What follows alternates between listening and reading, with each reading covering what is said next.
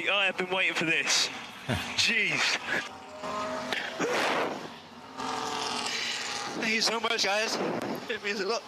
It means a lot to get this one. A big thank you to all the fans here. Love you guys. We will prevail. We never give up. And what a sign-off for our joint trajectory here on the British Grand Prix. We couldn't wish for anything better. This one means a lot to us all. I love you, Bono. I love you, Bono. Amazing win, Lewis. Congratulations.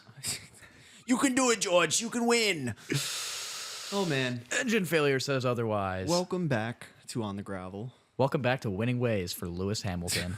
We now have, mic stands for them. I have both my hands today. They have pop filters. Life's good. Yeah, it's not peaking Hey. anymore. My life feels good here now. Yeah. I have full use of my hands. My arm's not going to be tired after holding this mic up for an hour. I am feeling so good today. Oh, yeah. Love it. We love to see the growth. We love to see it all. For once, I'd love to see a Lewis Hamilton race victory. And that, too, bro. That feels great. Starting off this week, we have Danica Patrick still making the rounds in the news, who was recently fired from Sky Sports because of her bizarre YouTube videos. Her little conspiracy theories. Yeah, man, that's rough. Like, to lose your main job just because you're doing some fun stuff on the side. Well, I don't really know how it became a main job in the first place. Yeah. Man. I really don't know who's looking at Danica Patrick and, taking what she says as face value. Or just as input into the sport that she never raced in herself, Yeah. Like, it just doesn't really make sense to me. I'm glad that she's not going to be on Drive to Survive anymore. That's a nice win to this. Yeah, that was still so wonky. Yeah, it was weird, dude. Going off next, we have Williams. We'll have Franco Calapinto drive an FP1 for the team and are also rocking a special British team livery with over 1,000 team members named on the car in the British flag. That's pretty cool. First Argentine to compete in an F1 session. Really? In decades. Wow. I didn't know that. That's pretty cool. If I remember correctly, I could get slammed for this. I think Carlos Reutemann was the last one in the 90s. Well, we can check that afterwards.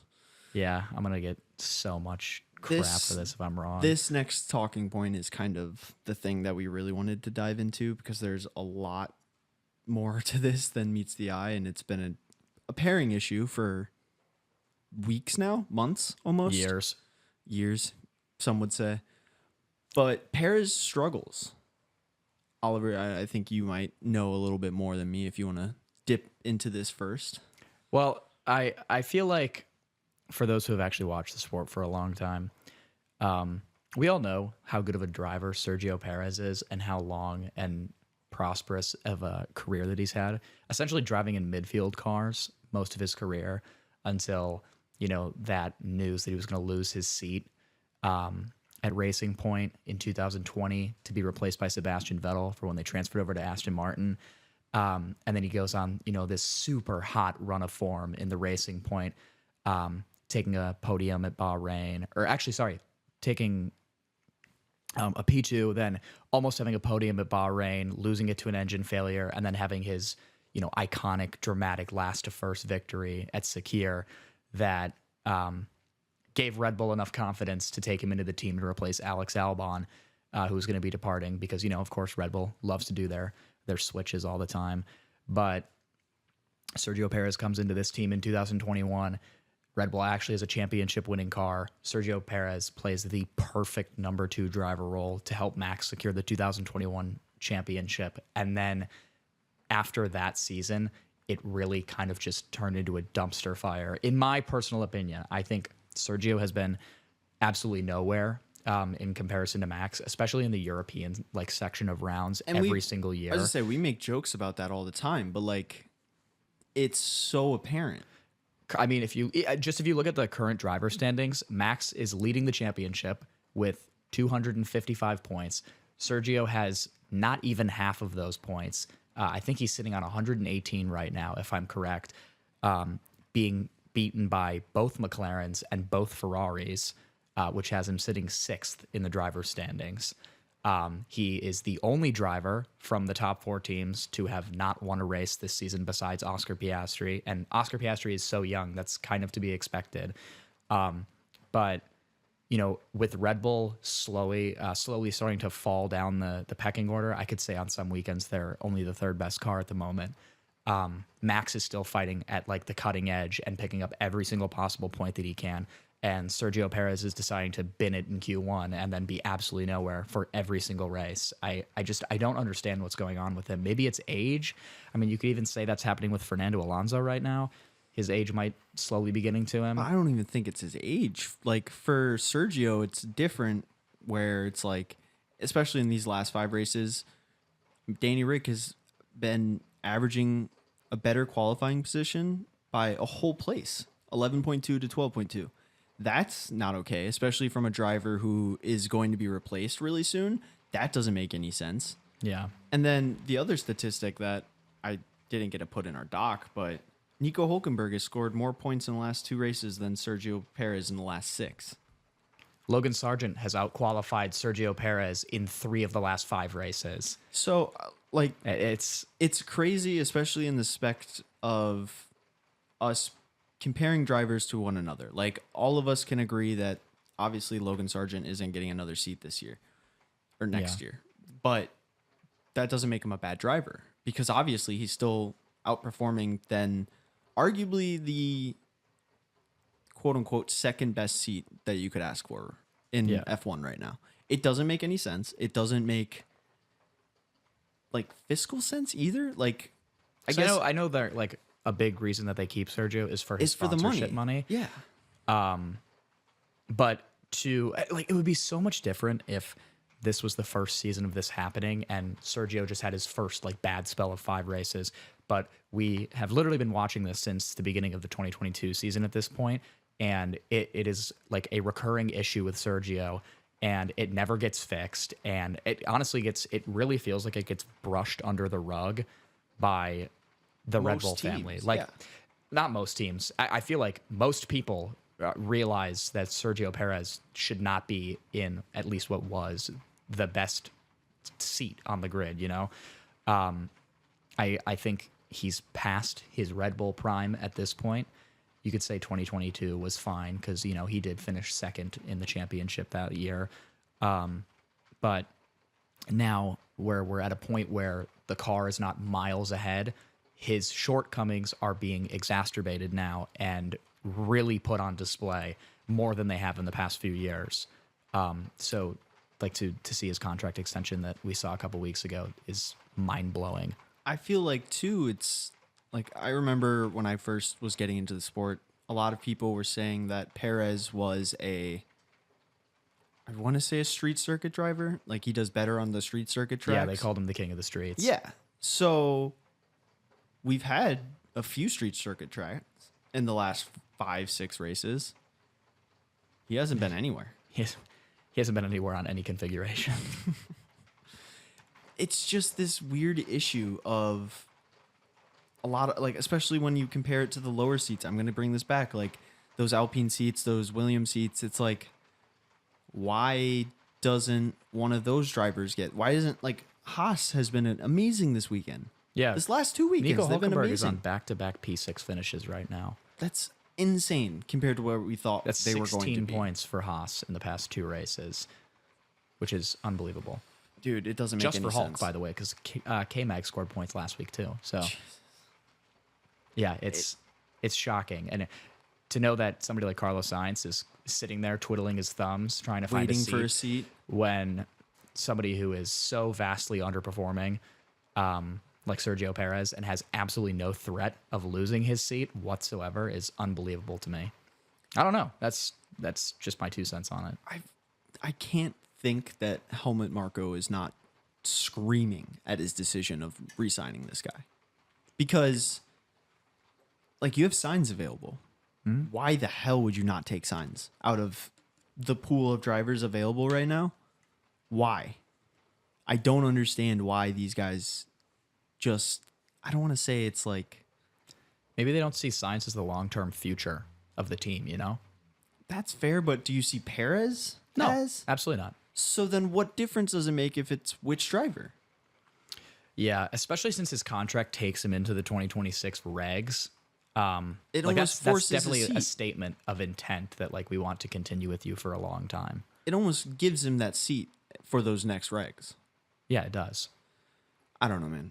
I am tired of I'm just tired of it because mediocrity. it's just happening every single week now. Like we would not be talking about this today if Sergio didn't have the showing that he had at the British GP this past weekend. So I think there's reason that it keeps getting brought up. True. But Moving on to Lewis, Lewis Hamilton. Hamilton. Not him winning. We'll get to that later. But he was making the rounds in the news this week because he's been wanting to get into the MotoGP grind as well. And when I mean grind, not as a driver, but as a team owner. Grassini has been linked to selling the team over the last few weeks, and headliners came out that Lewis Hamilton was in links with the team to buy the team. And I don't know. I have my 2 cents about this because I think it's going to get a little convoluted of how do you have an employee of one part of your company owning another part of your company. Like, I don't understand how it's fully going to work. I don't think most people do, but a lot of people are saying that this is a good thing overall just because you're getting the chance for new fans to watch both sports. I agree. And especially with MotoGP being owned by Liberty now, it's just a weird power structure. And I'm really curious to see if this does go through. I've seen things that saying Grassini is not wanting to sell to Lewis Hamilton. So, I don't know. Grassini is also a satellite team for Ducati that Marc Marquez and his brother drive for. So Yeah. But at the same time, like Lewis has always wanted to get into team ownership. He's always loved post, it. Yeah, post driving. So he's also this doesn't surprise me huge at all. MotoGP fan. Yeah. And, I mean, we'll talk about MotoGP later, but Keanu Reeves was there. That was pretty sick. Dude, that race was sick. Yeah, I woke up today to actually watch it and then slept through half the F1 race, but that's okay. You pick your battles. You picked the early one. Moving on, some other big news. Continuing with Aston Martin and their recent trend of trying to load up for people to maybe sway Newey to join. Former Mercedes F1 engine chief Andy Cowell is to join Aston Martin Racing as the new group CEO. I mean, like I said, they're trying to get Newey in every way, shape, and form that they can. But it also seems like they're really focusing on next year's car already, just because they've been struggling so much since Shanghai. I would love to hear your take on this. Just in the sense that they're struggling, or why they're scooping people up. Why they're scooping people up, and I think why we haven't seen a turnaround from from 2023. From Shanghai, I'll say.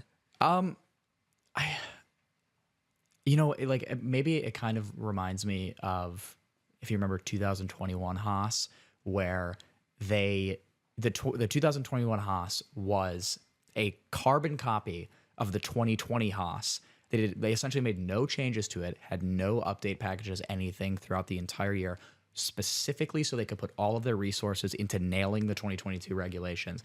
And I don't want to say they nailed them, but they skyrocketed up from where they were in 2021. You had Mick Schumacher and Nikita Mazepin fighting 2 minutes behind the rest of the field every single race, really ever fighting each other. I think their highest finish that entire season was P14 at the chaotic Azerbaijan GP.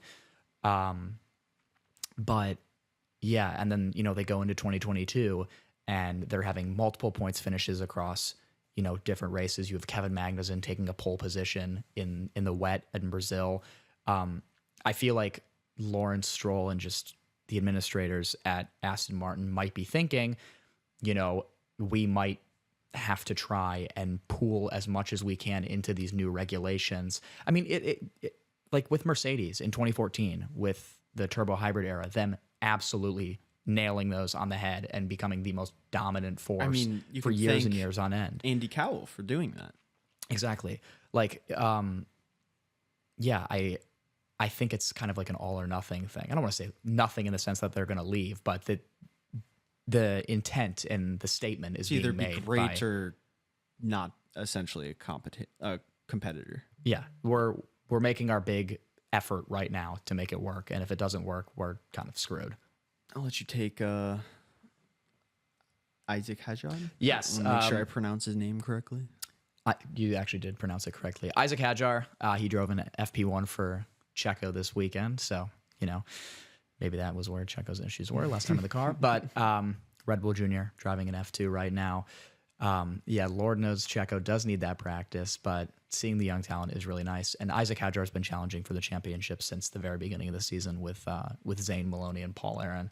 So to see him in the car was really nice. He's had a lot of running in free practice sessions last year, and then obviously young driver test at Abu Dhabi. But there was a lot of good young talent in the field at Silverstone, so it was really nice to see. I mean, Oliver Bearman was in the Haas again, so yeah. Oliver Bearman is going to be in the Haas next year too. Oh yeah, we'll get to that Should soon. not forget. I actually almost forgot about that because we've been talking about it for so long. I was gonna say, well, we can go to that right now just because we've already hinted at it, but Yeah. just gonna make sure we go over the things in the notes that we skipped before going to this. But Haas did come out and officially announced that Oliver Bearman will be driving for the team, which I think every fan has kind of been waiting for, but also excited to see because he did absolutely fantastic filling in for Sainz when he was getting his appendicitis surgery. Yeah, back at Saudi Arabia. And everybody's been clowning on Ollie Bearman for, being kind of nowhere in Formula 2 this season, but it's very obvious to F1 team bosses that, we've seen you in an F1 car once. We know what you're able to do. We know the development track that you're on. We don't really care about how you do in Formula 2. Yeah. We've seen what you can do in F1. So now, there's this public statement that the shift is now being made to get Ollie ready for Ferrari. Not for Ferrari, but just for F1 as a whole. For Ferrari. Yeah, I guess. Who are we kidding? Once Lewis leaves. It's going to be Charles and Oliver. Yeah, wonderful. We already know it. But, I don't know. It's also being rumored that Ocon is going to be taking that second Haas seat, which would blow my mind. It's one of those weird situations again. Like Ollie's going to have to come in and deal with one of the worst teammates on the entire grid. It's not what you want to do for a young guy. And, K-Mag was talking about it earlier this year where if they want to sign Oliver Bearman, that's fine. But he doesn't want to be the second driver because he doesn't want to have to babysit a young driver. That's fair. Get signed.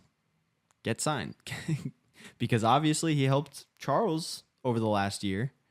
And Haas is going in the right direction, and, it seems. Yeah, and Haas is going in the right direction that it genuinely doesn't sound like a bad idea to, maybe not be a top 5 contender, but hey, you're still maybe fighting the 6th or 7th. You're still fighting for points. Still fighting for points, like you said. But your overall goal is to teach this kid how to get better quickly. And, maybe 2 years after that, Haas has 2 seats open because Ollie's skyrocketed in his stock. Sainz, because of him being such a, veteran driver teammate, and good leader. Yeah, I say veteran teammate just because that's the role you would have in basketball for someone. But I mean, he's been in sports since 2015. So yeah, so I genuinely think that's a great idea, and that's what they should do. I don't think that is what's going to happen at all. Yeah, if it becomes a Bearman Sainz Ocon duo. pairing, Oh, no, God. I'm just hoping Bearman goes in there and absolutely annihilates Esteban Every single just because week. I thought it would be so funny. Yeah, I think it would be great. Kind of going back to some points that we missed before Oliver Bearman. We had the actual release. Not Yeah, the little release, teaser, but the I teaser guess. and title announcement and release date and all this yada yada XYZ film stuff. F1. The movie is called F1. It is also the F1 logo. And this is something that I think I saw something on this and they made a great point, but You had the Le Mans movie, I want to say 20 years ago ish. You had that movie come out, and it was a Le Mans sponsored movie. You know, did the same thing that this F1 movie is doing. You had Grand Prix in 1969. Both of them are realistic racing movies. Mm-hmm. I mean, all three of them are, but I don't know. I think it could work. I don't hate the name. You know, Cars was a successful movie, for crying out loud. Yeah. I don't think it's a stupid idea to just be like, we know what this is, and everyone knows what this is. Why do we have to give it a stupid title? Well, I also think Formula One as a name for the movie is actually a very heavy weighted name. It is. Like this, you know, this is The F1. Formula One production movie. Yeah. And- Like this is what we want you to think of Formula One as. Yeah. And And with Lewis all the- Hamilton himself is a producer on it. I want people to know that because I think that's a really cool thing. Well, I also think it's just important because that also, you know, outlines the intent that we want this to be as realistic as possible. And from the trailer. It looked really good. I mean, it gives away absolutely nothing. It's a lot of just racing scenes. Camera angles are really cool on it. Yes. But you know, it's like a 5-second snippet of dialogue from Brad Pitt at the beginning, and then it's just a montage to "We Will Rock You," and that's the trailer. And as an editor, and it was a good trailer. I will say that. Yeah, I think it was. They pretty did phenomenal. everything spot on. But Hans Zimmer, the legendary film composer, is going to be the soundtrack producer for this film. So it's about to go hard. We already know that.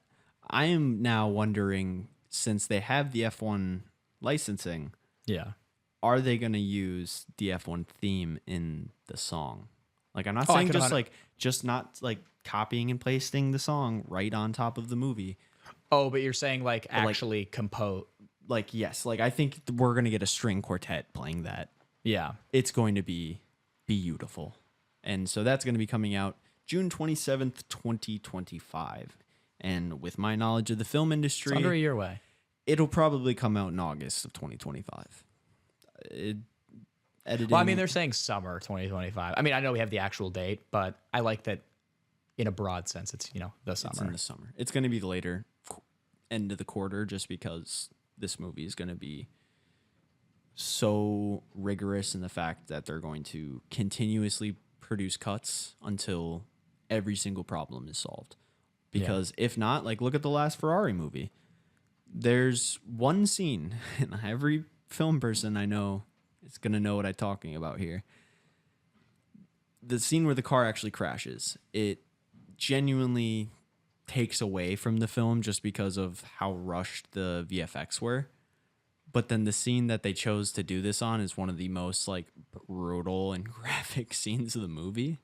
Is this the Ferrari like Niki Lauda? No, This is the Enzo Ferrari film. Oh, Enzo Ferrari. Okay. But where they crash on the thing and it hits off the light pole. Yeah. Yeah. It's just so bad that they have a benchmark of being like, okay, we can't rush this. We need to make sure it looks good and it makes sense. And my thing is like, you have diehard fans of, you know, over 40 years who are probably going to go see this movie. Lifelong fans. Lifelong fans, yes. But if you don't make the cars sound like they actually do and do the film thing of, you know, shifting when it doesn't make sense to shift, Yeah. people are going to get mad. And that's another thing with Lewis Hamilton being a producer on this movie. That stuff will get ironed out by somebody who's actually sitting in the car Yes. every single week. And I'm so thankful that they have someone like that on this production because it really is going to be a good movie. I genuinely think that this movie is going to be one to watch again and again. And is going to be up there with Top Gun in kind of... I don't want to say this is going to be like a Grammy winning like snob and whatever. Or Grammy, There's potential. But whatever award, Yeah. Oscars. There is potential for this film to do very well in the Academy Awards, but let's go back to racing. I agree. Adrian Newey was asked in an interview on when he would have his decision made up by, and his target is to know by the fall and winter that he would have his mind made up.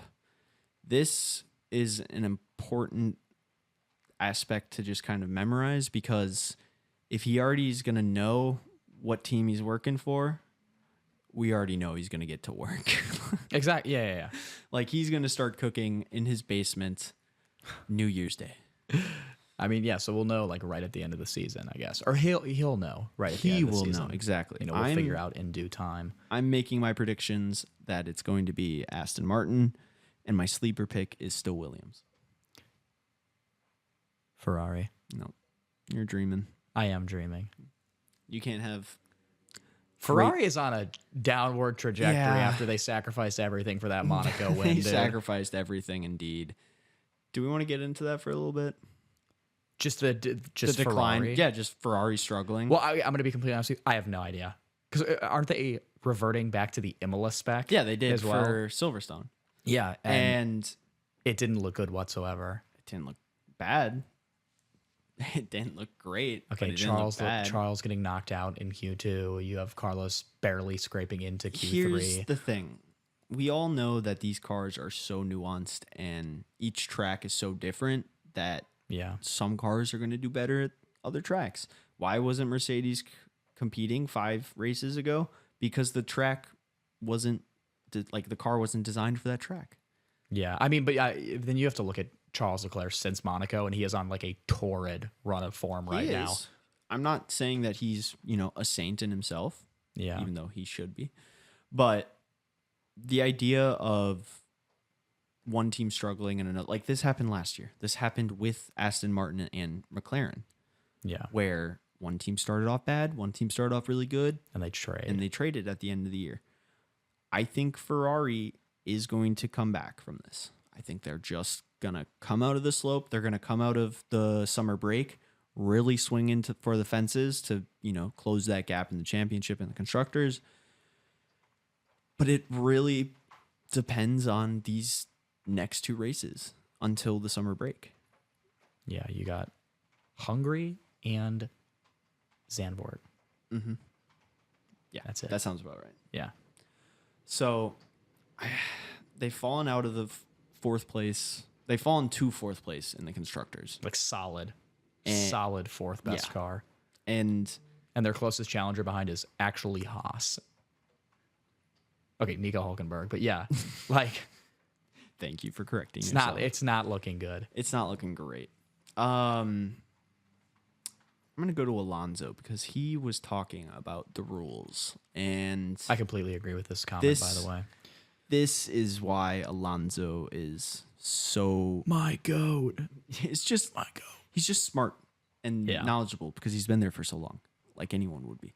But Alonso is the one person in the pit lane that I trust when it comes to comparing new and older F1 specs, especially just because he's driven longer than anybody else has. In so many specs overall.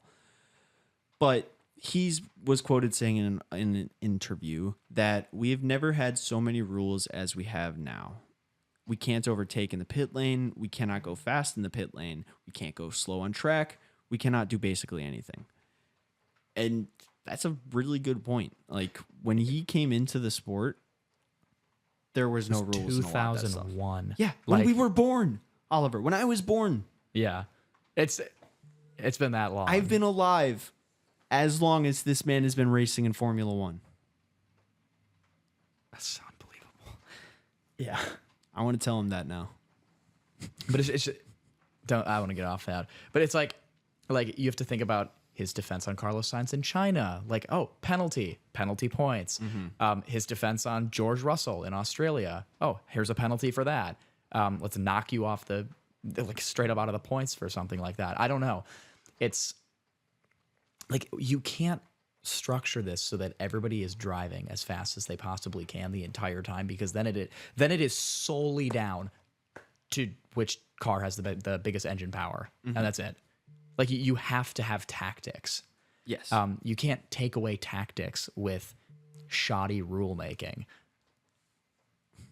My phone's blowing up. Yeah, I don't know why. It's literally one group chat. I'm sorry. Done. Continue. Oh, yes. So, yeah, it's just, I feel like there's more and more regulations and rules that get put into place every single year. And, I mean, with somebody who's seen 20 years of evolution of the regulations of this sport, it's obviously way different and way more, I guess, cut and dry now than it used to be. I mean, Formula One was much more rigorous back when, you know, I was a child, back when my father was a child, like that kind of stuff. It's gotten way more streamlined as time has gone on. So of course that's going to come with more rules. So I'm not a big fan of it. I think the classic quote, let them race. Yes. Like you just, I don't know. To some degree, I'm going to agree with essentially everything you said, but my one thing that I think is you want this to be as good of racing in the world. You want this to be the best racing in the world. The pinnacle of motorsport. Exactly. And to do that, you do have to have a certain rule set, but at the same time, you need to give wiggle room to the drivers to compete. Because, like you said, if the rules are too strict, it solely takes away tactics and it becomes essentially a stock car series. Yeah. Which everyone hates. Like, I don't want to say everyone hates because there's IndyCar and NASCAR fans around the world. And, you know, we just had NASCAR here in Chicago this weekend. I didn't get to go because, yet again, it's been raining, but Yeah. apparently it was really fun. So shout out the people that went there. Some good concerts there too. Yes, there were. The Black Keys were playing, and that's who I wanted to go see. But to bring it back to F1, I just don't understand why defensive driving especially is being so punished when offensive driving has essentially been a slap on the wrist. Yeah. Like, obviously, we had Max and Lando connect last week. Yep. That was I mean, that blown out of water, I feel like. I think it was too. I mean, it was barely any contact. It was a racing incident at the end of the day. They were competing. They talked about it afterwards. They're still friends, and they respect each other and had fun in that time. That's all that matters. I agree. I don't know. Just, we'll move on. Let them race. Yes. Let them race is a great place to kind of move on from. But Alpine refused to comment on a private test with Jack Doohan and Mick Schumacher that already happened, leaving Mick as an outside option for Audi next year. I would love to know the results of that test. They're keeping it very quiet, and I think there's a reason for that, and I think it's because one driver was better than the other by a decent amount. Or it's because, okay, we're looking between Doohan and Schumacher for our Alpine seat next year. True. For who's going to be teammates with Gasly. I mean, I really do think it's going to be Doohan. It makes the most sense to be doing. Doohan is like the Alpine wonder child of the past few years. Just like Oliver Bearman is the Ferrari wonder child since Charles Leclerc. Mm-hmm. If they don't put Doohan in that seat, what does it mean for the rest of the Alpine family? What does it mean for Doohan? When does he get his chance? He might not. Fred Vesti isn't getting his chance with a Mercedes, and that pisses me off. Sorry to say it. I mean, he's racing in the European Le Mans series now. It's not even WEC. It's a rough world, especially for a driver. Yeah, the racing world is completely unforgiving. Some upgrades that we saw at Silverstone this week include Red Bull having a new floor design to boost pressure to the floor edge. They also had a sleek little livery change for this weekend. It was like some of the most minor stuff I've ever seen. It's like it was red. You saw it, but it was like red camouflage on just like the side pod, and that was it. I like it. It looked cool. Like it looked really cool. I like it. But yeah, it wasn't anything too crazy. McLaren had a new lower downforced rear wing. Mercedes had a new specialized for Silverstone front halo, which I don't know. Front wing. Oh, yeah, sorry. Front wing. I don't know how you said halo. I don't know either. V-Carb removed a winglet on top of the halo. That's probably where I got Okay. halo from, which that makes no sense to me. How do you have airflow going through supposedly the most structurally sound part of the car? Well, no, it's literally a piece that's on top of the halo. Like that's like Oh. strapped onto the top of the halo. It's such a minor thing. Okay. It's not. Yeah, no, there's not inlets in the halo or Interesting. something. Interesting.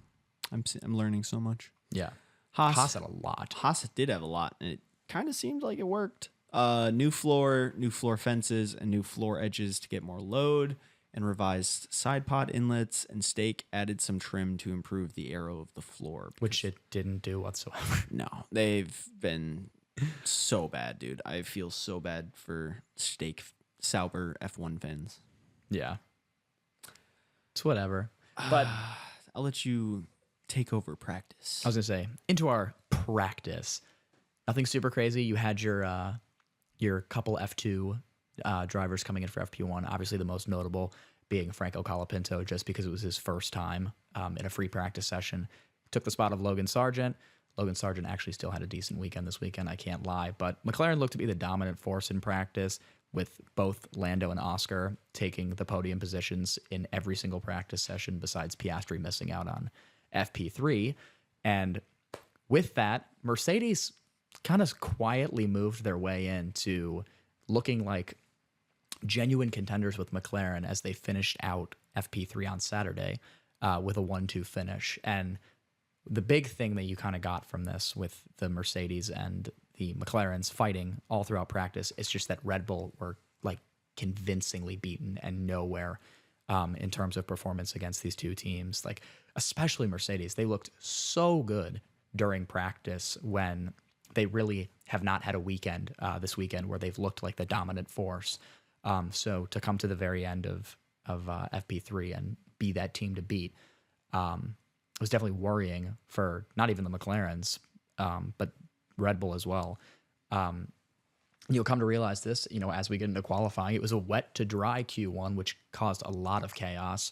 The Red Bulls had an absolute disaster class of a showing in Q1, with Perez spinning it off and beaching it in the gravel, which ended his Q1 and ended his entire qualifying run.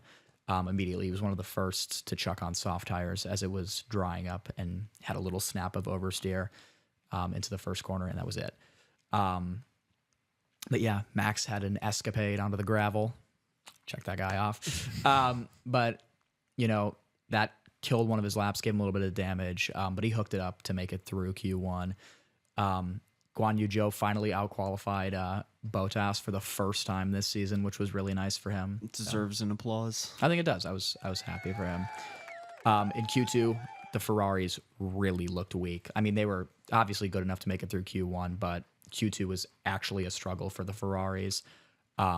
Leclerc, unfortunately, got knocked out in P11, with Sainz only able to manage a P7 finish. So at least you got one Ferrari making it through to Q3. Albon also took the Williams into Q3.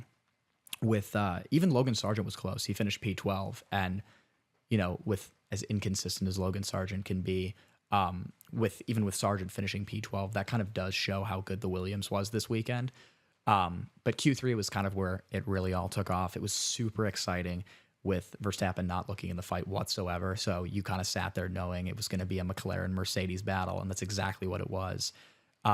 It was blow after blow traded by Norris, Russell, and Hamilton, all trading provisional pole on multiple different occasions. And Russell eventually took it with a last gasp over the line, taking it from his teammate Lewis Hamilton by a margin of 0.171 seconds. So it was a Mercedes 1-2, and then you had Lando in P3, Max P4, and Oscar Piastri back in P5. So it was shaping up to be a good race. And a good race it was, because at the very beginning of the race, we realized Rain! it was going to rain. And it wasn't one of those, it's going to rain. It was a dry to wet to dry race. When you have two different weather changes in a race, it is something of absolute beauty. But it kind of did leave us all guessing, who'd take the checkered flag first. You initially had a battle between the Mercedes teammates until the rain came about, third of the way to halfway through the race. And once that rain started hitting the track and everyone was still on slick tires, the McLarens really came to life in the changeable conditions. And Lando and Oscar both caught up to the Mercedes. They were struggling to keep it on track. Lando and Oscar both pounced on that opportunity. You had Lando making overtakes on track, and then they both had a good round of pit stops to come out ahead of the Mercedes drivers, making it a McLaren 1-2. After that stuff, Norris convincingly led. That's kind of when Raven and I both really locked into the race. Norris was convincingly leading while it was wet. Russell unfortunately retired with a power failure. So starting from pole position, I kind of do feel really bad for him. But it slowly became very apparent that Max Verstappen was also not out of challenging for this win. Once the track dried up, the McLarens waited a bit too long. The Mercedes and Red Bull kind of went in on the same lap, and you had both Oscar and Lando waiting an extra lap or two to throw the slicks on, and it absolutely killed them. Compounded with a slow stop for Lando. It saw Lewis spring into the lead and never look back on it. And even after a late charge from Max getting to within 2 seconds of Lewis by the end of the race, we had Lewis Hamilton's first F1 win since the 2021 Saudi Arabian GP. Win number 104, breaking his and Michael Schumacher's shared record for the most wins at a single venue, now set at 9 at the Silverstone circuit. It's wild, dude. And I've really, even when he won his 7th World Championship in Turkey in 2020, he cried on the radio for that, but I have never seen Lewis Hamilton this emotional over anything in a race car. Go back to the opening of the show and you can hear it again. Yeah. He cried when he won his record equaling 7th World Championship, but he cried even harder when he won this race. Yeah. Because it's been nearly 1,000 days. It's been nearly 1,000 days. He's some stat where it's like first person to win after 300 entries. He's the F1. only driver to have won a race after having participated in more than 300. It's wild. He deserves it. He's worked so hard for it. And, especially with the kind of rocky start to the season that they did have, you just feel really good for him. His first F1 win was 17 years ago at the 2007 Canadian GP. That was after 5 back-to-back podium finishes. His first 6 races in F1, he finished on the podium every single race. And then he took P1 at Canada, and 17 years later, he is still winning at the front of the field. It's so crazy, dude. Yeah, you can't do anything but appreciate how unbelievable Lewis has been these past 20 years, bro. Yeah. How was F2? F2 was actually really exciting this weekend. I didn't catch any of qualifying, but pole position was taken convincingly by Isaac Hadjar with a time of 1:39.368, 2/10 over Victor Martins in P2.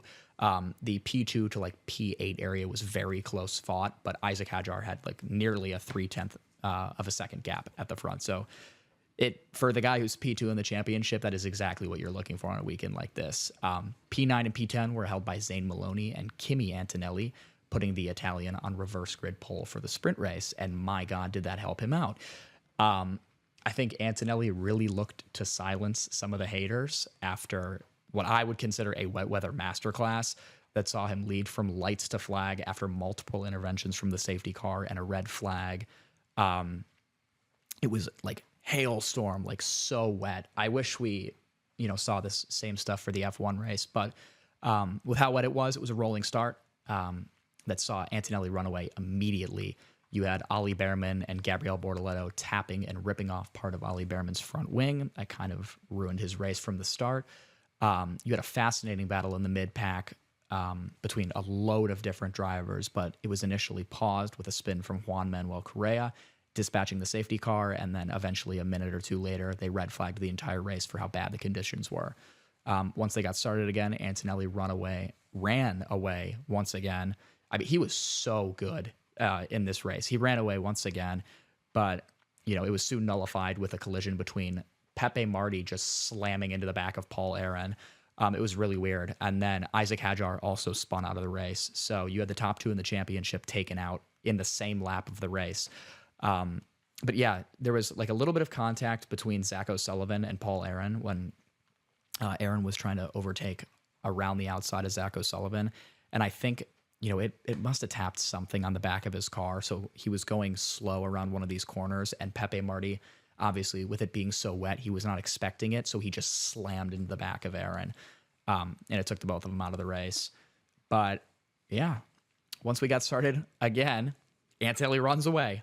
9-second gap by the end of the race. But you had Kushmaini and Gabriel Bortoleto fighting to the line, with the Brazilian going airborne over the line after smacking the curb and overtaking his teammate off track.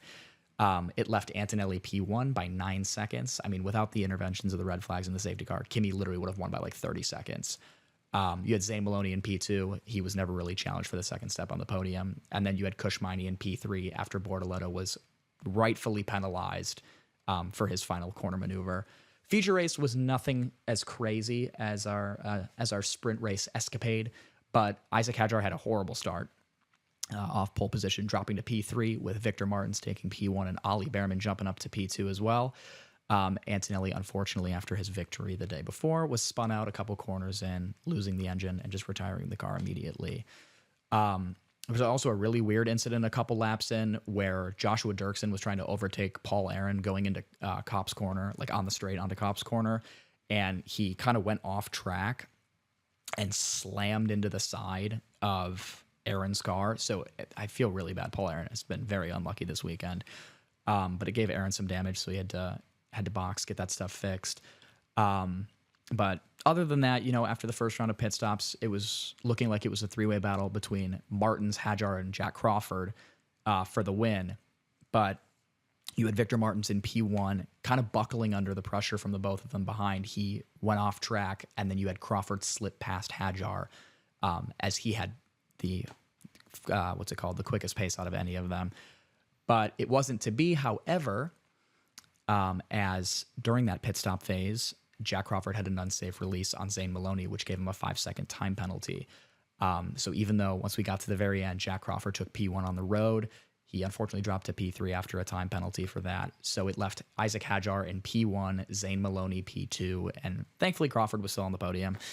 It would have been nice to have an American win on the 4th of July weekend in another year at Silverstone. But with that, Isaac Hadjar took the championship lead from Paul Aaron after the Estonian failed to score all weekend, a 25-point swing, seeing the Frenchman now lead the championship by 16 points. So this championship battle has been so exciting to watch all season in Formula 2. I really don't know which way it's going to go. I really hope it goes the way of Paul Aaron just after his dispatch from the Mercedes junior program, like really trying to prove them wrong. And he's been doing so well at that this season. So, even through all these unlucky struggles, he's bouncing back. So we'll see how it goes. It was a great weekend for F2 as well. I'm glad to hear that, Oliver. Loved it. Well, I want to hear about this MotoGP race. Well, that's before what I we get to MotoGP, I have Latvia in 10 days for rally car. Oh, yes. We also have Hyundai making a post, not a full announcement, but a post saying that an announcement will be made in due course about them going into rally and hopefully maybe into F1. So keep your eyes out open for that. Mm-hmm. For WEC, we have 4 days until the 6 hours of Sao Paulo. That's going to be a good one. And then for MotoGP, I got to go back last week for a second because I did not give this man his credit. Which man are we talking about? We're talking about the legend Bagnaia. Yes, absolutely. At the Dutch Grand Prix, this man came in first in all practice sessions, qualifying the sprint race and the race while leading every lap and setting a new lap record. That is the Grand Slam. Absolutely. So had to give some major kudos to that man. And little did we know that luck would kind of roll over to Germany today. We had the Sachsenring. Super cool track. Have you even seen it before, by the way? Really nice. Beautiful track. Jorge Martin led for the majority of the race with Franco Morbidelli placing in second for the first 15 laps before falling back to Bagnaia, who was battling for second for those other 15 laps. It was a genuinely good race. I caught most of it this morning. Props to Raven. It was like 6 in the morning that he got up to watch this 6:30. race. It was an early one. But I did not see that the race leader, Jorge Martin, with 2 laps to go, braked a little early and just fell out of it, slid off the track. Yeah, I was really unfortunate. It was looking like Bagnaia was giving him a lot of pressure. He was giving him a lot of pressure up behind and pause. Well, it was like you were telling me with the fact that you didn't see it on the live feed. No. Like it was just his camera. It was on the little top like left. the whatever the superimposition. Your timing screen. Yeah, and it was just like a screen that showed it, and then the main camera like panned over to it. But it wasn't bad. He's okay. He got up afterwards, but it really sucked because he was dominant. It's kind of something that he's done a few times now in his career, where he's just so dominant and then at the very end makes a very simple mistake. Yeah. This leads to Bagnaia securing the win after just putting up a good second race. Didn't he snatch the championship He lead also too? did snatch the championship standings ahead of Jorge Martin. We have the Grassini teammates and brothers, Mark and Alex Marquez, taking second and third respectively. I think it was something like it's been like 14 years since a brother duo was on the MotoGP podium together. Yeah. So lucky for them, they actually swapped on right after the crash. They, I think Mark overtook Alex and they never looked back. Other than that, it wasn't too nail biting. We had Di Gianantonio retiring after 9 laps of an unfortunate crash. Other than that, usually we would end the show right here, but we have one more thing to talk about just because it's in the city. We're going to talk about NASCAR for a little bit. Oh, I'm kidding. I know. So I just learned that there's 2 different competitions in NASCAR.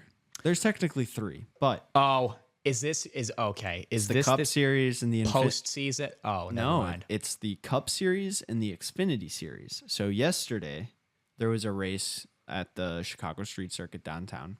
Yeah, that was called the Loop 110. That is a part of the Xfinity Series. Okay. The race today is called the Grant Park 165. That one has been rained out. It's still on hold right now.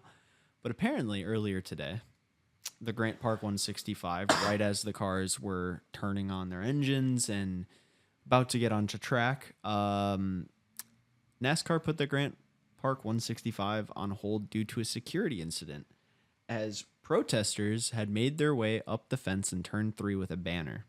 Oh, no. I don't even want to know.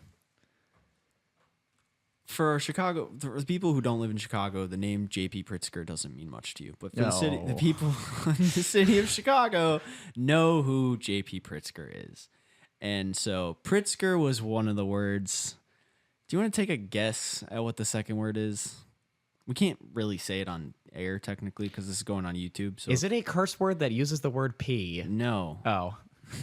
It is the G word. Bro. Yeah. Which I don't really understand it because this man is a pretty good politician from my understanding. I have no idea. The city I know of a Chicago lot of people likes hate him though. Yes, but Pritzker is better than our mayor. Yeah. So that's all we're not a political show. I'm not advocating for anything. You can respect whoever. I don't think that this protest is of anything. Yeah, so they protest and then it just starts raining. So only in America. Only in America does that really happen. Only in America. Okay. Other than that, this week we are going to be having an interview. Hopefully. Very, very hopeful. We're going to be pre-recording the interview. We're going to put that up on the YouTube right when it comes out. And then for our audio listeners, if you don't want to go to the YouTube to check it out, we will attach it somewhere in the middle of next week's episode. So take out a look for that. We're going to be talking about Formula Drift with an actual driver, and I don't know if my buddy is going to be there, but he is working for them this year as I believe a low-level intern. But awesome for him to hook us up, and I'm excited to learn about the world of Formula Drift because apparently this year has had some crazy incidents, including a car blowing up. I didn't see that. Not like fully blowing up, but like the car, the engine blew up. So I pull that clip up. We will talk all about that with them next week. Oliver, you know the drill. Do I know the drill? Yes, you do. I got both my hands, guys. It's so nice. Subscribe on this side of my head. It'll be on the left side for you guys. Last week's video over here on the right side. Nice little comeback for Lewis Hamilton today. I am over the moon about it. 6 different winners in the first 12 races this season. It's been awesome. This season's really, Max, he's got a runaway lead, but it's turning into a really, really good season. So I appreciate you guys coming out here and listening every single week. Makes what we do a lot of fun. So, like, comment, and subscribe on the YouTube, please. Please. We love it when you give us interactions. But yeah, for our audio listeners, rate 5 stars wherever you listen. We'll catch you guys next time on the gravel. Peace out, you guys. Take care of yourselves.